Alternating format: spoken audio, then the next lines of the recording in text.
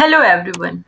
आज के इस वीडियो में हम लोग बात करने वाले हैं इवोल्यूशन की, मिस्ट्री ऑफ ह्यूमन इवोल्यूशन।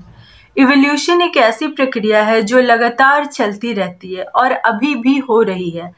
पृथ्वी पर कोई भी प्रजाति हो, एक लंबे समय के बाद उसमें परिवर्तन आ जाता है। आज हम लोग बात करेंगे कि किस तरीके से थ्योरी ऑफ एवोल्यूशन के आधार पर हम सभी लोग एक ही चीज से आए हुए हैं और धरती पर मौजूद सभी प्रजाति का पूर्वज एक ही है और वह है एक बैक्टीरिया। जी हाँ, बहुत सारे लोग थ्योरी ऑफ इवोल्यूशन को सही नहीं मानते, स्पेशली वो लोग जो धर्म में विश्वास करते हैं, जो देवी देवताओं को मानते हैं।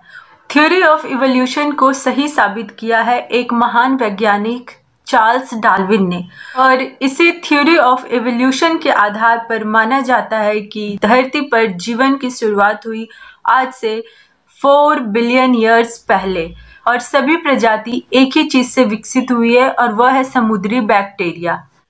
करोड़ों साल लग जाते हैं और उसी बैक्टीरिया से अलग अलग तरह के जीव उत्पन्न होते हैं। कुछ जीव समुद्र में रह जाते हैं और कुछ जीव समुद्र से बाहर निकलकर धरती पर आ जाते हैं।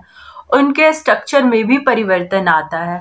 एक बैक्टीरिया से अलग अलग तरह के जीवों में परिवर्तन होने में, इवोल्यूशन होने में कई साल लग गए।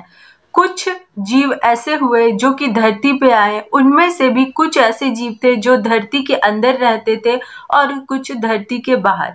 उन्हीं में से एक है डायनासोर की प्रजाति, जो कि काफी बड़ी हुआ करती थी और धरती के ऊपर पाई जाती थी, और कुछ चूहों जैसी प्रजाति जो कि धरती के अंदर बिल में रहते थे।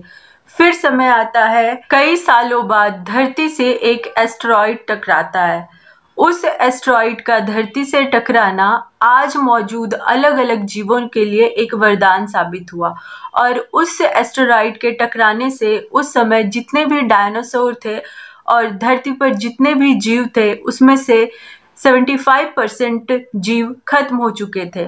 पूरी धरती पर जितने भी पेड़ पौधे थे सभी खत्म हो गए।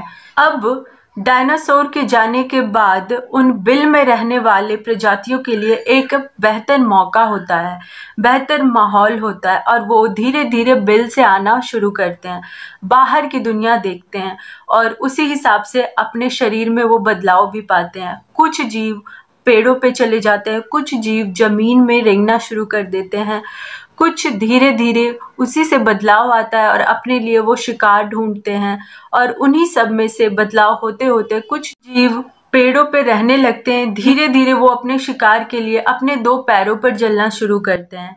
पे रहने वाले जीव अब धीरे धीरे अपने भोजन और शिकार के लिए हाथों की जरूरत पड़ती है, तो वो पैरों पे चलना शुरू करते हैं, और इस तरीके से बंदर से वो इंसान वाले रूप में आना शुरू करते हैं। ये इतनी जल्दी नहीं होती, इसमें कई साल लगते हैं, लेकिन थ्योरी ऑफ इवोल्यूशन के आधार पर चीज़ें ऐसी होती हैं। आज भी कई ऐसी प्रजातियां मौजूद हैं जिन्हें मानव का निकटतम पूर्वज माना जाता है। गोरिल्ला, चिंपैंजी, मंकी, ह्यूमन, ये सब आपस में ही जुड़े हुए हैं।